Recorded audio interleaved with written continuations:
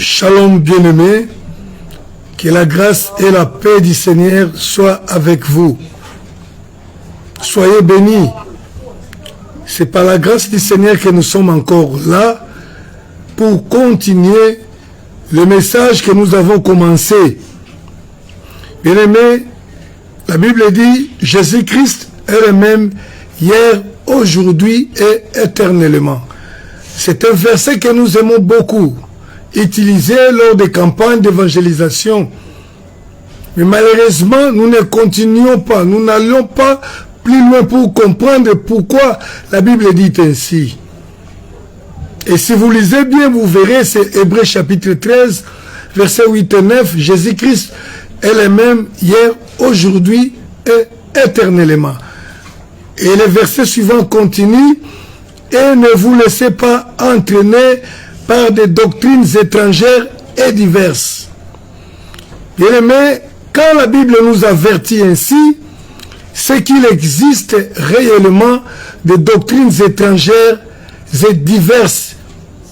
Il en existe des doctrines qui polluent l'Église du Seigneur aujourd'hui. Mais le Seigneur veut que nous soyons affermis par la grâce, par la parole de la sainte doctrine, afin que nous ne soyons pas comme des enfants et qui peuvent être ballottés à tout vent des doctrines. Et là, ça ne sera plus le Seigneur qui sera responsable de nos malheurs, ça sera nous-mêmes. Voilà pourquoi, lorsque nous nous rencontrons dans l'église du Seigneur, on se donne de la peine de parler, d'enseigner ces choses. Notre enseignement s'intitule « Selon le modèle de Dieu ».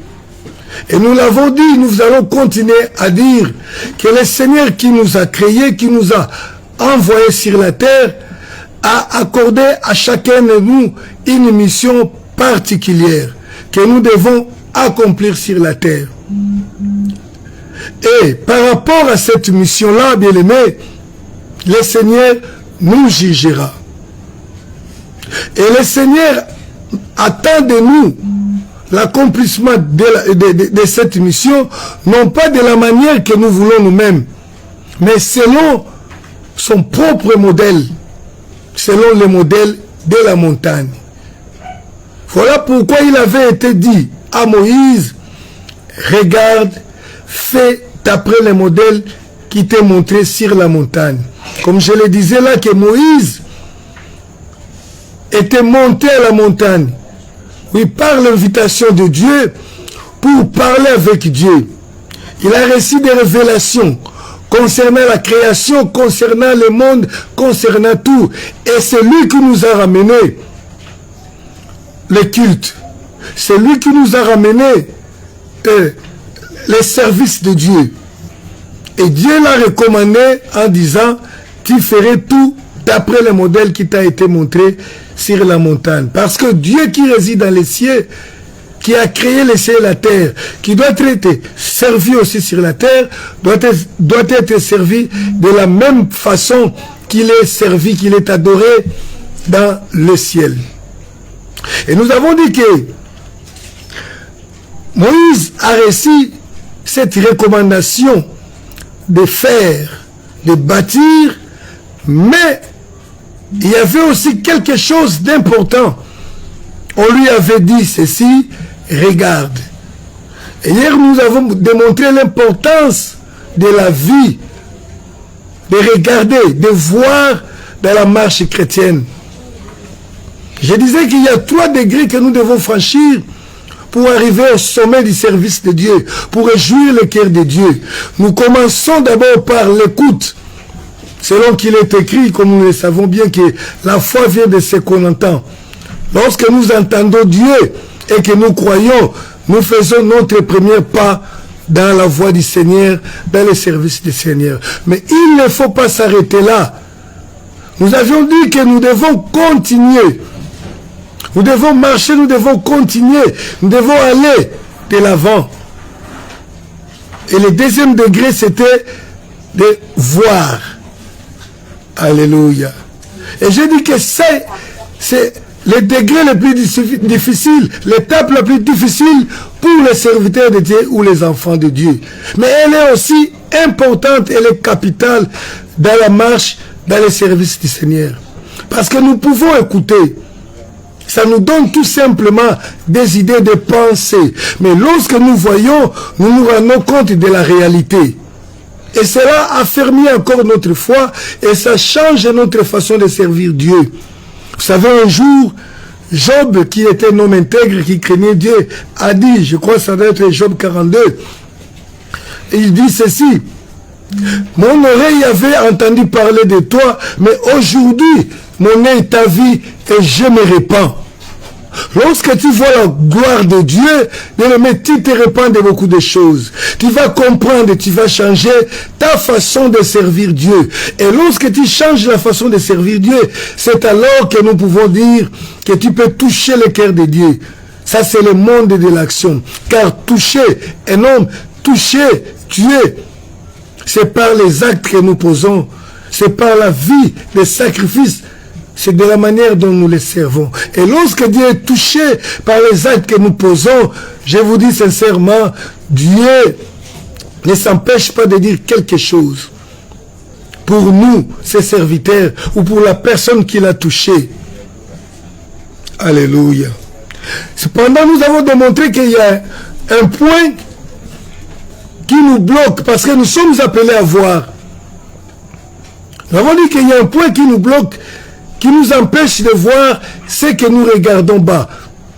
Et là, nous avons lu Jean chapitre 4, verset 35, où le Seigneur dit aux disciples, levez les yeux et regardez. Vous allez voir comment les champs a blanchi pour la moisson. Et nous avons démontré que beaucoup de gens regardent bas. Lorsque vous regardez bas, c'est que vous vous souciez trop de vous-même. Vous vous souciez de petites choses. Et ce qui cause trop de problèmes dans nos assemblées. Ceci a dit ceci pour moi, contre moi plutôt. Et à cause de cela, je ne veux plus travailler. Non, il m'a découragé parce qu'on ne m'a pas honoré, parce qu'on ne me reconnaît pas, parce que je ne suis pas bien payé. Des histoires-là, c'est tout simplement parce qu'on regarde bas. Je me souviens, je vais le dire rapidement pour entamer la partie d'aujourd'hui. J'ai servi le Seigneur pendant beaucoup d'années. Pendant beaucoup d'années. Je me souviens avoir tenu ma première prédication en 1900, ça doit être 92 ou 93. J'ai servi le Seigneur jusqu'en 2008. J'avais connu un problème, je vous épargne les détails. J'avais connu un problème. J'étais victime d'une escroquerie que pour moi je considère comme l'escroquerie du siècle. On m'avait volé par des gens que je croyais être des hommes sérieux. Malgré cela, cette histoire a été mal répandue. Je ne sais pas pour quelle raison, parce que j'étais victime. Quelqu'un m'a contacté, me dit, aide-moi à faire ceci, cela. Alors qu'il c'était dans un groupe où tous avaient un rôle à jouer. Toutes les personnes là étaient dans la même équipe, moi je ne savais pas. Ils ont réussi à me soutirer un peu d'argent.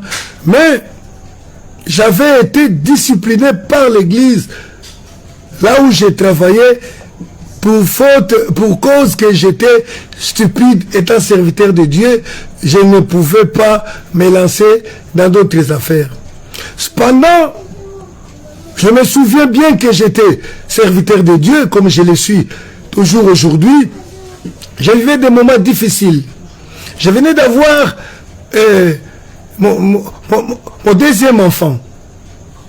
Et je vous dis que pour sortir de l'hôpital de la maternité, j'ai dû vendre une chemise à un fidèle de l'église pour payer les frais de l'hôpital. Et au même moment, j'avais des retards, les arriérés des loyers. Et je me souviens que j'ai payé le loyer à 50 $. Mais j'avais du mal même à réunir les 50 $ là. J'avais déjà 2 mois d'arriérés. Et puis cela m'est arrivé. Et enfin, l'église décida de me discipliner que je ne pouvais pas travailler pendant 3 mois, ni toucher quoi que ce soit comme dîme ou offrande de la part de l'église. Je vous dis bien aimé, je plairai dans la prière cette nuit-là. J'ai dit, Seigneur, c'est toi qui me cherches ces problèmes, parce que moi, je ne voulais pas devenir pasteur ou serviteur là, mais c'est toi qui m'as contraint à le faire. D'ailleurs, une fois là, j'avais quitté ce pays. J'étais parti en Afrique du Sud. C'est toi qui m'as retourné pour venir vivre ici. Voilà maintenant de quelle manière je suis traité. Mais je me souviens d'une chose, le Seigneur m'avait dit qu'il n'avait pas rempli mon alliance avec lui.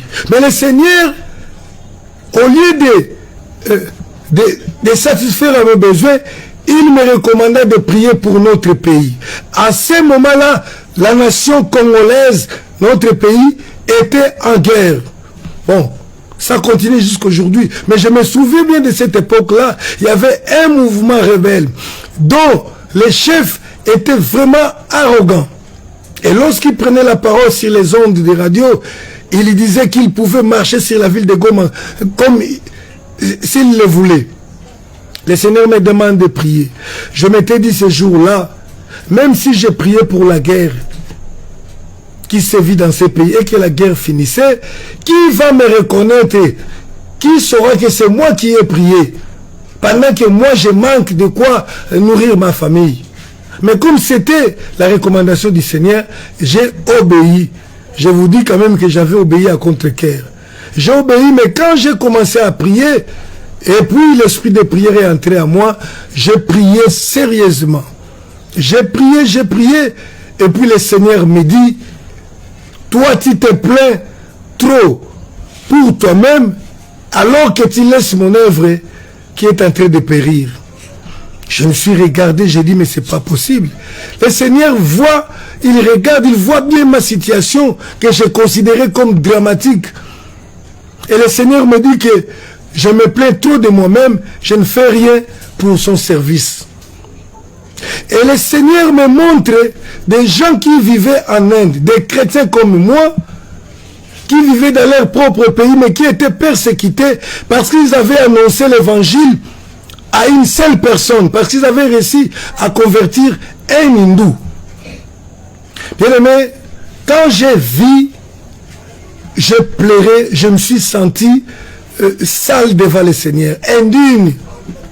Parce que quand j'ai vu la condition dans laquelle ces gens-là vivaient, les frères indiens, je me disais, s'ils venaient chez moi à la maison, avec les petits que j'avais là, en tout cas, ils se sentiraient peut-être en Europe ou je ne sais pas moi quoi. Parce qu'ils vivaient dans une condition très précaire, avec des cabanes, je ne dirais pas des maisons, des cabanes.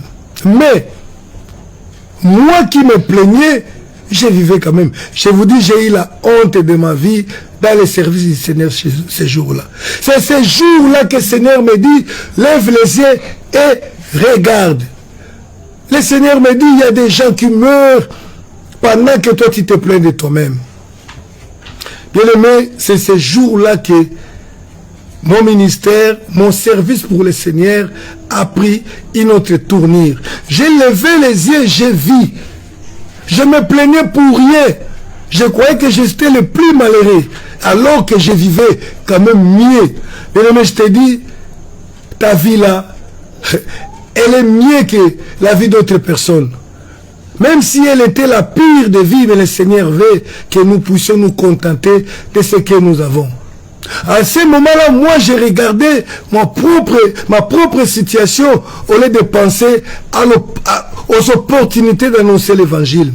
C'est depuis ce jour-là que j'ai commencé à prendre mon argent propre et ma vie à la mettre au service du Seigneur dans la mission. Le Seigneur m'avait parlé de beaucoup de choses.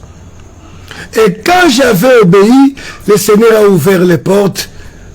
Quelqu'un m'a engagé sans que je travaille. Il me dit, je t'engage jusqu'à ce que nous allons ouvrir le bureau, mais je commence déjà à te payer. Le Seigneur a agi. Lorsque nous regardons bas, bien-aimés, nous sommes bloqués. Le Seigneur ne nous parle pas. Il ne nous donne même pas de nouvelles directives. Il Il faut lever les yeux, il faut s'oublier pour voir, pour comprendre la vision de Dieu. Et nous avons parlé de la vision de Dieu hier. C'est la vision universelle de l'Église. Que Jésus a vu les visionnaires, qui a vu que la moisson était grande, qui a vu que c'était le temps de la moisson et non pas le temps de jouer, de se plaindre. Alléluia. Mais le Seigneur voudrait que nous voyions ceux qui avaient vu, comme j'ai dit là hier, les disciples qui avaient vu, selon que Jean a témoigné, il a dit ceci, 1 Jean 1:1. Celui qui était au commencement, ce qui était au commencement, nous l'avons entendu, nous l'avons vu, nous l'avons contemplé avec nos propres yeux et nous l'avons touché. Ceux qui voient la vision selon Dieu, non pas selon les hommes, ces gens-là deviennent eux-mêmes les modèles. Alléluia. Parce qu'ils vont commencer à travailler selon ce qu'ils ont vu de Dieu. Mais qu'est-ce que le Seigneur veut pour nous aujourd'hui? Le Seigneur nous recommande une chose. Nous lisons Deutéronome chapitre 30 au verset 11 à 14. Peut-être que tu vas te dire, Deutéronome chapitre 30,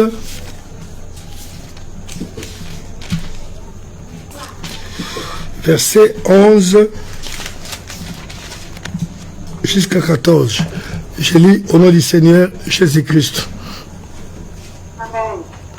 Ce commandement que je te prescris aujourd'hui n'est certainement point au-dessus de tes forces et hors de ta portée. Il n'est pas dans le ciel pour que tu dises qui montera pour nous, au ciel qui nous ira chercher, qui nous le fera descendre, afin que nous le mettions en pratique. Il n'est pas de l'autre côté de la mer, pour que tu dises qui passera pour nous de l'autre côté de la mer, et nous l'ira l'arracher, nous l'ira chercher, qui nous le fera entendre, afin que nous le mettions en pratique. C'est que c'est une chose au contraire qui est tout près de toi, dans ta bouche, dans ton cœur, afin que tu le mettes en pratique. Alléluia. Selon le modèle de Dieu. Bien-aimé, le Seigneur ne te demande pas de monter à la montagne de Mangengengue, je ne sais pas, en Amérique, vous là-bas ou en Europe, sur quelle montagne vous allez pour prier. La Bible dit que les modèles de Dieu, les commandements de Dieu, les ordres de Dieu ne sont pas au-dessus de notre portée. Elle est près de nous. Elle est même dans nos cœurs, afin que nous les mettions en pratique. Donc personne ne peut se plaindre pour dire « Je n'ai pu monter à la montagne comme Moïse pour pouvoir voir. » Tout est près de toi. Vous savez, il y a une disposition de la nouvelle alliance qui dit ceci. Cette disposition, bien-aimée, elle doit être réelle dans nos vies. Elle dit ceci, dans la nouvelle alliance, le Seigneur dit qu'il écrira ses lois dans nos cœurs. Et personne ne dira à l'autre connaît le Seigneur. Vous savez, bien-aimé, lorsque vous êtes rempli du Saint-Esprit, vous marchez avec le Seigneur. Même si vous n'avez pas lu dans la Bible, même si vous n'avez pas été enseigné, devant certaines choses qui sont péchées, vous vous sentirez mal à l'aise. Même si vous ne connaissez pas lire la Bible, devant certaines situations que Dieu connaît comme péché, vous vous sentirez mal à l'aise. Et les jours où on vous l'enseignera, vous vous direz, oui, c'est pourquoi je me sentais toujours pas bien lorsque je le faisais. Parce que nous sommes enfants de Dieu. Et la réalité, c'est que la loi de Dieu est écrite dans nos cœurs. Mais nous avons du mal à écouter même le Seigneur qui réside dans nous. Parce qu'il a dit, j'habiterai du milieu d'eux. Alléluia. Le Seigneur nous demande une chose. Le Seigneur nous demande de sortir dans la grande avenue et d'aller chercher les anciens sentiers. Alléluia. Jérémie chapitre 6, au verset 16. Les anciens sentiers. Pour que nous comprenions les modèles de la montagne, les modèles de Dieu, le Seigneur nous invite à la recherche des anciens sentiers. J'ouvre ma Bible dans le livre de Jérémie, au chapitre 6, le verset 16. Voilà. Je suis là. Jérémie chapitre 6, verset 16. Ainsi parle l'Éternel, placez-vous sur les chemins, regardez et demandez quels sont les anciens sentiers. Quelle est la bonne voie? Marchez-y et vous trouverez le repos de vos âmes. Mais ils répondirent, nous n'y marcherons pas. Alléluia. Les anciens sentiers. Bien-aimés, le Seigneur que nous servons aujourd'hui, l'Église, aujourd'hui nous sommes appelés l'Église ou les gens de l'Église, ce n'est pas nous qui l'avons commencé. Le Seigneur que nous servons aujourd'hui a été servi par des humains comme nous depuis très longtemps. Et comme il est le même, la façon de les servir n'a jamais changé. Voilà pourquoi le Seigneur nous invite, bien-aimés, de revenir. Il dit, sortez dans les chemins, regardez et cherchez les anciens sentiers, allez-y, marchez et vous trouverez le repos. Les anciens sentiers. Il existe bel et bien le modèle de Dieu que les apôtres ont utilisé. Ils ont servi le Seigneur. La Bible nous montre, nous donne les témoignages de beaucoup de gens. Les disciples qui ont vu, qui ont touché, qui ont marché avec le Seigneur sont devenus les modèles pour nous. Mais bien aimé, aujourd'hui, je me demande, lorsque nous considérons un apôtre d'aujourd'hui, quel contraste, quelle contradiction avec les apôtres du temps de Jésus-Christ. Alors que la Bible nous recommande, si nous voulons servir Dieu, l'honorer, il faut retourner, il faut regarder et vous allez voir les anciens sentiers. C'est-à-dire la façon dont nos anciens ont servi le Seigneur. Alléluia. Et la Bible parle non pas d'aller chercher des grands chemins, pas des autoroutes, mais des sentiers. Vous savez que sentier, ce n'est pas une voie large, c'est juste une petite voie où les piétons peuvent marcher seuls. Une voiture ne peut pas rouler sur un sentier. Alléluia. Mais aujourd'hui, l'Église s'est engagée sur la voie large. L'Église est engagée dans la facilité. Les chrétiens aiment la facilité. Ça, ce n'est pas le modèle de la montagne. Alléluia. Le modèle de la montagne, nous n'allons pas monter comme Moïse était monté, mais le Seigneur l'a déjà placé au milieu de nous. Alléluia. Bien aimé, je veux dire une chose. L'évangile qui sauve, c'est l'évangile que les apôtres ont prêché, toujours dans le même ordre d'idées des anciens sentiers. Ce n'est pas cet évangile qu'on nous prêche aujourd'hui. Alléluia. Et l'apôtre Paul disait aux Corinthiens, dans 1 Corinthiens chapitre 15, il leur dit ceci, l'évangile qui vous sauve, c'est l'évangile que je vous ai prêché là, il vous sauve si vous le gardez tel que je vous l'ai prêché. Alléluia. J'aimerais lire textuellement pour ne pas se balancer comme ça dans les pensées. J'ai dit 1 Corinthiens chapitre 15, verset 1 jusqu'à 3. J'ai des problèmes avec ma lumière ici pour bien lire, mais je m'efforce quand même. Je vous rappelle, frères, l'évangile que je vous ai annoncé, que vous avez reçu, dans lequel vous avez persévéré et par lequel vous êtes sauvés, si vous les reteniez tel que je vous l'ai annoncé, autrement vous auriez cru en vain. Là, je me demande pour ceux qui disent que lorsqu'on a Christ, c'est fini, on ne peut pas perdre les salis. L'apôtre Paul est en train de dire ceci.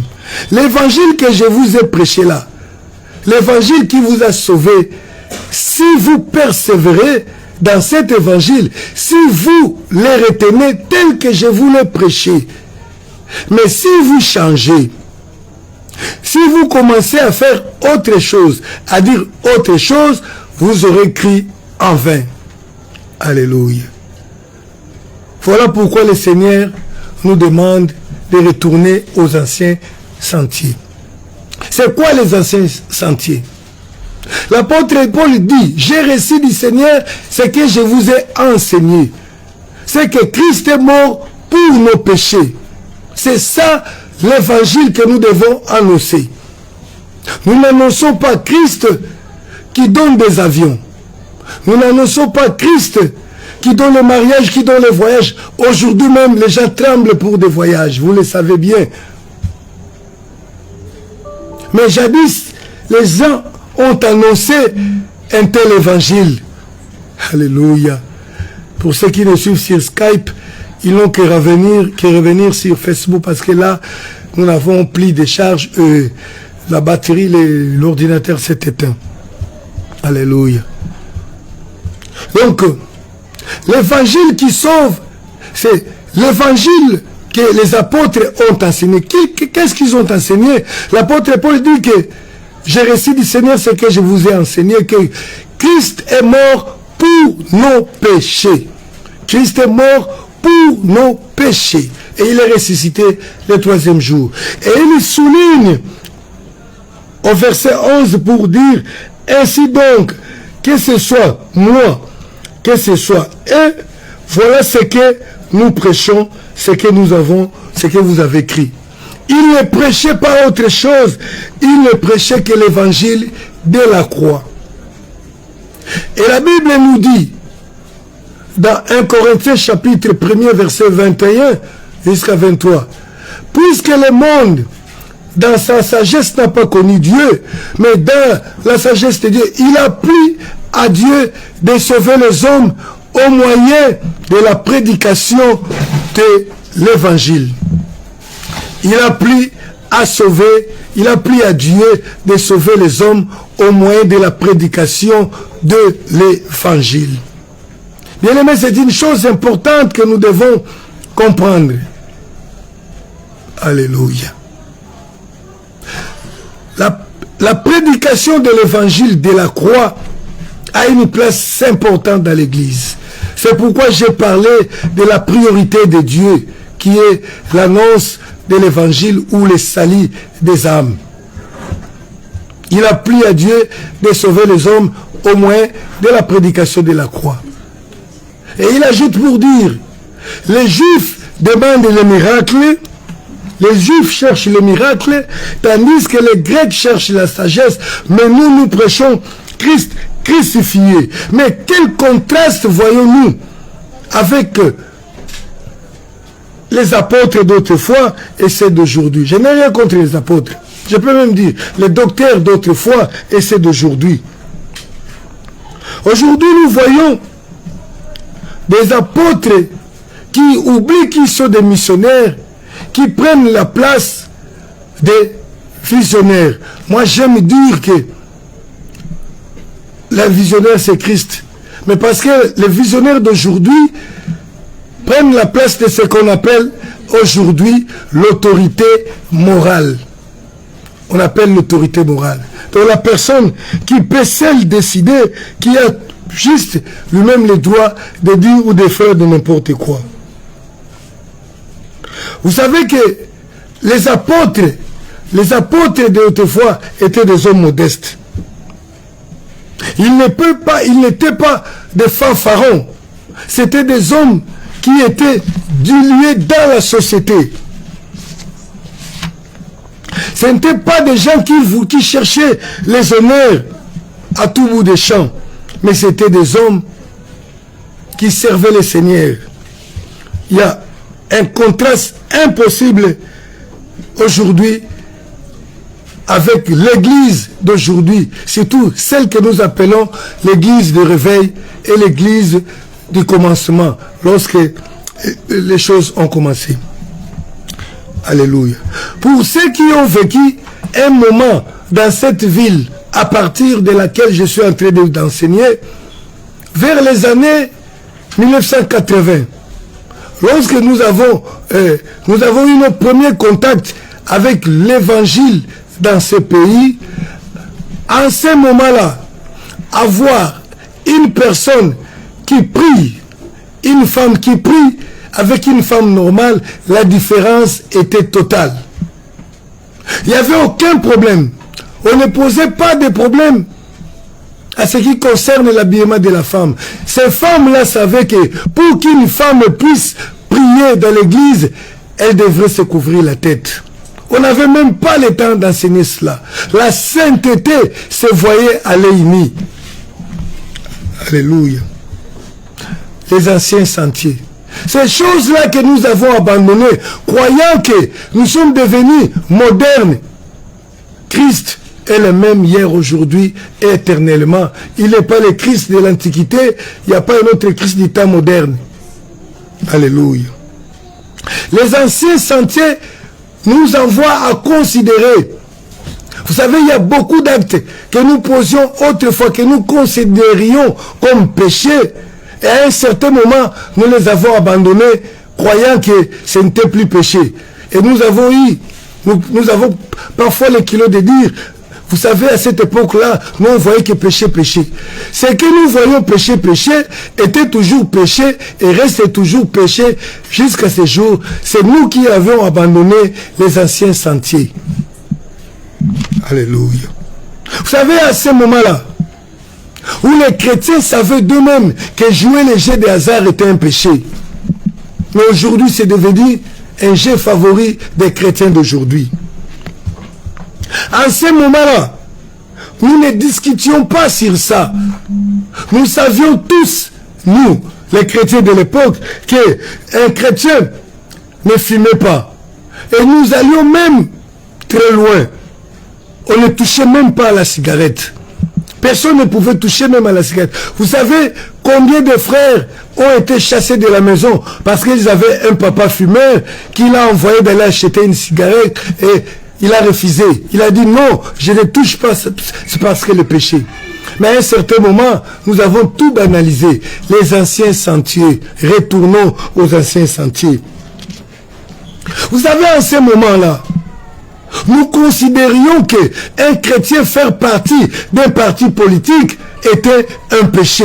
Mais aujourd'hui, nous vivons avec des pasteurs qui sont eux-mêmes présidents de partis politiques, qui invitent les enfants de Dieu d'aller dans des partis politiques. Je me demande toujours, vous savez, la Bible dit, toute écriture est inspirée de Dieu, elle est utile pour enseigner, pour corriger, pour convaincre. Et quelque part, il est écrit, ne faites rien par l'esprit des partis pris. Et ces partis-là représentent bien ce que nous pouvons appeler parti aujourd'hui, regroupement. Que ce soit un parti politique, que ce soit un parti, je ne sais pas moi appeler nationaliste ou quoi. Un parti tribal. Oh, nous les ressortissants d'eux. Alléluia. Peut-être ça peut vous choquer. Moi, j'ai toujours considéré que, étant chrétien, moi, je ne suis pas patriote. Dans les termes, je ne suis pas patriote de la RDC, non. Parce que nous avons notre patrie céleste. La Bible le dit clairement. Je ne peux pas me battre, moi, pour des causes terrestres. Je me bats pour notre patrie céleste, l'Église. En ce moment-là, nous savions que certains commerces ne pouvaient pas être tenus par les enfants de Dieu. Mais aujourd'hui, nous vivons avec des frères qui vendent de l'alcool. Dans la dernière mission que nous avons fait à Bikoro, nous sommes arrivés dans un village, nous avons trouvé la femme du pasteur qui prépare les boissons fortes, les liqueurs traditionnelles que nous appelons le toko, ici chez nous. Je demande au pasteur, qu'est-ce qui ne va pas? Il me dit, mais non, vous voyez, la maman fait pour essayer de raffermir un peu notre économie de la maison. Mais nous devons faire attention. Dieu est contre ce que nous appelons aujourd'hui, il y a un terme qui est utilisé dans notre ville ici, on appelle ça kilelo. Les choses d'aujourd'hui, c'est ce qui a tué l'église. Oh non, vous savez, à l'époque là, on pensait que aujourd'hui nous avons vu que les pantalons d'hommes, il y a aussi des pantalons femmes. On ne discute même pas, on n'a discuté même pas à ce temps-là. Parce que même le monde savait que les pantalons était toujours l'habillement de la femme, de l'homme plutôt. Sinon, le monde n'interdirait pas aux femmes de porter les pantalons, comme ça a été partout. Alléluia. Les anciens sentiers. Le Seigneur nous invite à revenir aux anciens sentiers. Il n'a pas changé. Les anciens sentiers, nous les retrouvons dans la Bible. Sortons dans les autoroutes spirituelles. Ça n'amène qu'en enfer. Mais les sentiers du Seigneur, les sentiers, c'est difficile à y marcher. Parce que parfois dans des sentiers, on trouve des petites épines. C'est ça la voie du Seigneur. Ça n'a jamais été facile. L'évangile facile n'existe pas. Le modèle du Seigneur, nous le retrouvons dans la Bible. Encore faut-il bien lire cette Bible-là.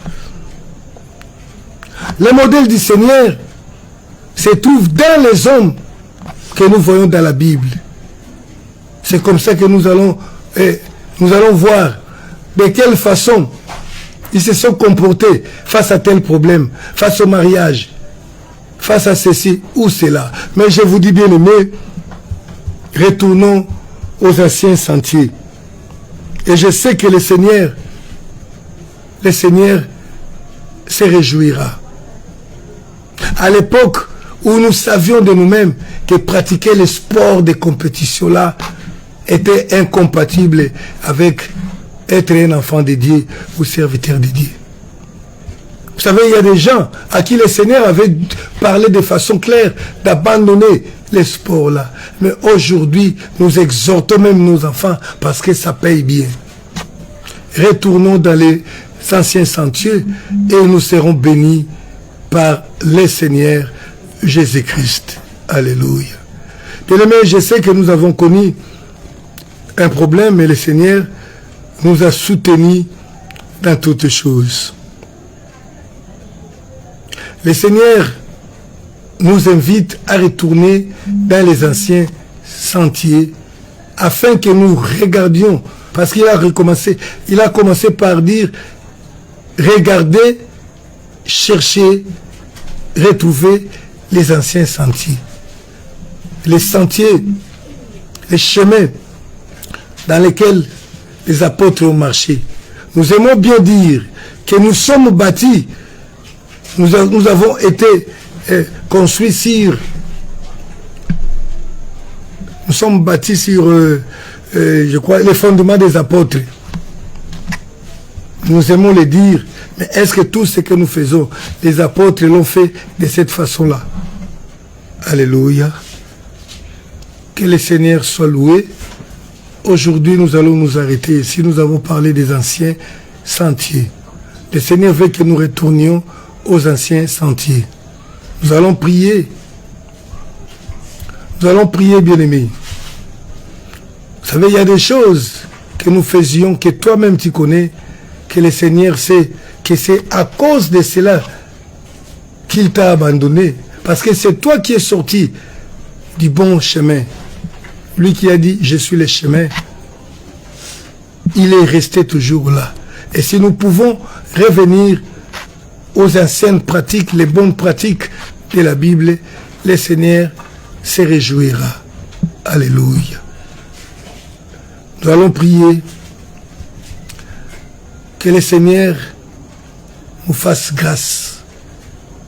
Nous qui l'aimons, nous qui voulons le servir selon le modèle de la montagne. Seigneur, tu nous as accordé d'annoncer ta parole à ton peuple. Et maintenant, cette parole est sortie. Accorde que cette parole soit une bénédiction, non pas une parole qui nous servira de témoignage pour notre jugement. Que nous soyons fortifiés. Ouvre nos yeux afin que nous voyions les anciens sentiers, afin que nous puissions marcher pour te réjouir. Avec toi, nous ferons des exploits et nous arriverons au ciel. Ainsi nous avons prié dans le nom du Seigneur Jésus-Christ. Nous disons tous Amen. À demain. Que le Seigneur vous bénisse.